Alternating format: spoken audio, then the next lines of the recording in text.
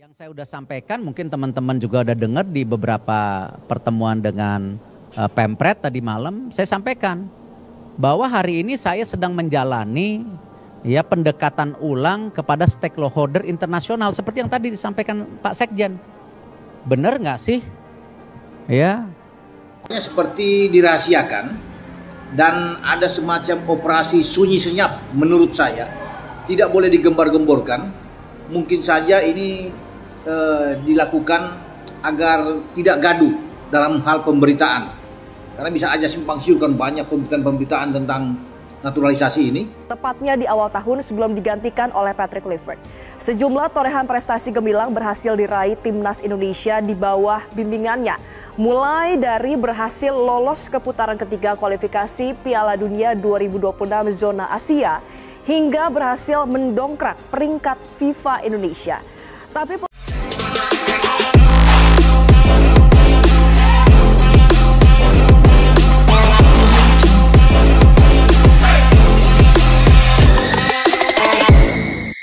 rapat tertutup Erick Thohir dan Exco PSSI temui kata sepakat, kursi pelatih timnas Indonesia resmi ditangani kembali oleh Sintayong, usai gagal lolos Piala Dunia bersama Patrick Kluivert. Rapat tertutup yang digelar di kantor PSSI sore itu menjadi titik balik besar bagi sepak bola Indonesia. Di ruang pertemuan yang dijaga ketat tanpa kehadiran media, Ketua Umum PSSI Erick Thohir bersama jajaran Exco akhirnya mencapai kata sepakat yang selama berminggu-minggu menjadi perdebatan hangat di kalangan publik. Kursi pelatih timnas Indonesia kembali dipercayakan kepada Sintayong. Keputusan itu datang setelah evaluasi menyeluruh terhadap kegagalan Patrick Kluivert yang tidak mampu membawa Garuda lolos ke Piala Dunia.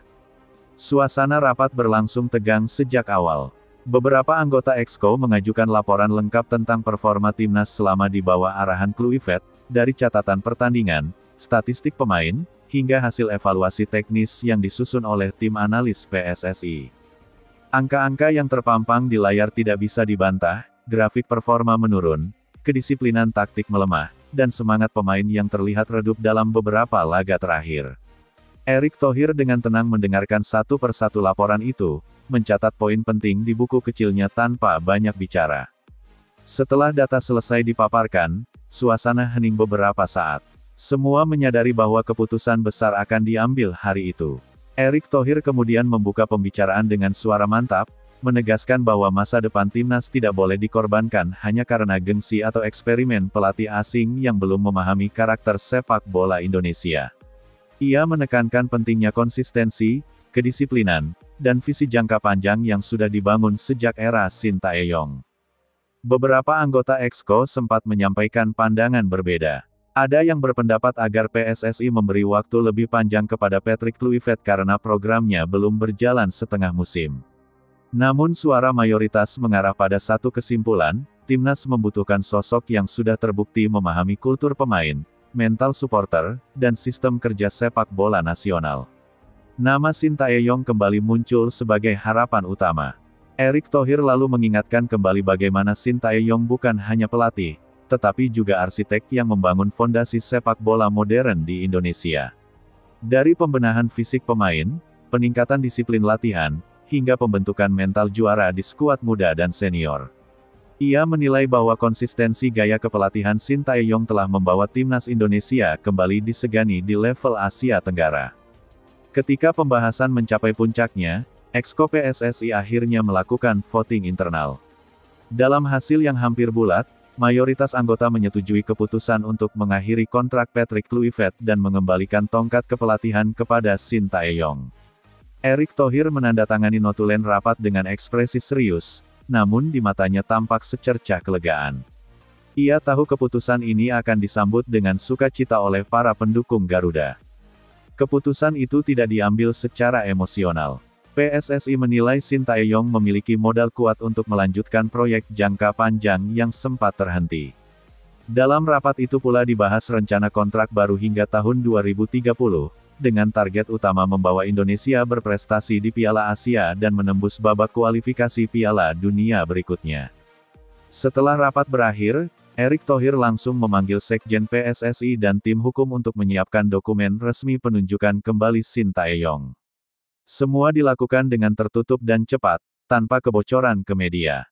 Hanya segelintir orang di lingkar dalam federasi yang mengetahui keputusan monumental ini sebelum diumumkan secara resmi. Di saat yang sama, kabar angin sudah mulai berembus di kalangan pemain.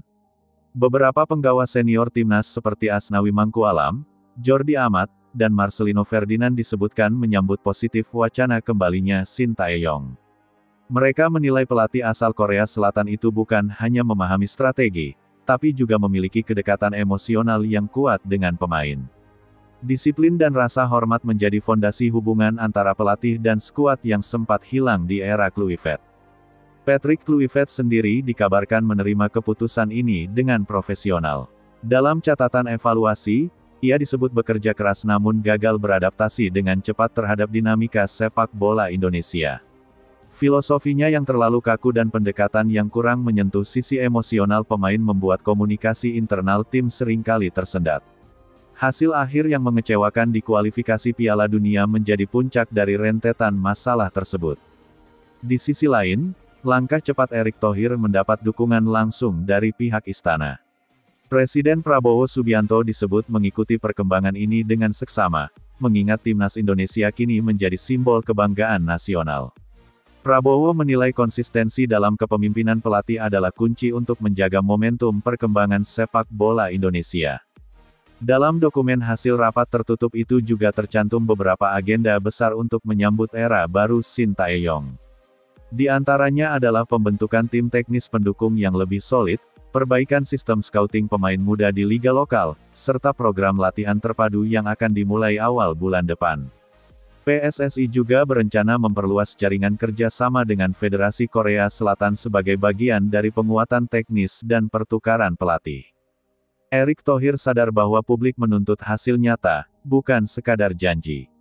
Oleh karena itu, ia menekankan pentingnya sinergi antara federasi, klub, dan pemerintah dalam mendukung langkah besar ini. Ia juga memastikan bahwa dukungan finansial untuk timnas akan terus diperkuat melalui sponsor dan kerjasama strategis agar tidak ada lagi hambatan logistik di lapangan. Di tengah semua dinamika itu, satu hal menjadi jelas, keputusan mengembalikan Shin Tae-yong bukan hanya soal hasil pertandingan, tetapi juga simbol kepercayaan terhadap arah pembangunan sepak bola Indonesia. Dalam rapat tersebut, para exco sepakat bahwa Shin adalah figur yang mampu mengembalikan semangat dan disiplin yang selama ini menjadi ciri khas perjuangan Garuda. Menjelang malam, ruang rapat yang sebelumnya tegang berubah menjadi lebih tenang. Dokumen resmi sudah ditandatangani, dan para anggota exco satu persatu meninggalkan ruangan dengan wajah lega. Di tangan Erick Thohir, berkas keputusan itu akan segera dikirim ke pihak Shin Tae-yong untuk ditandatangani. Keesokan harinya, rencana konferensi pers disusun. Namun sesuai kesepakatan rapat tertutup, pengumuman akan dilakukan secara sederhana dan tanpa drama.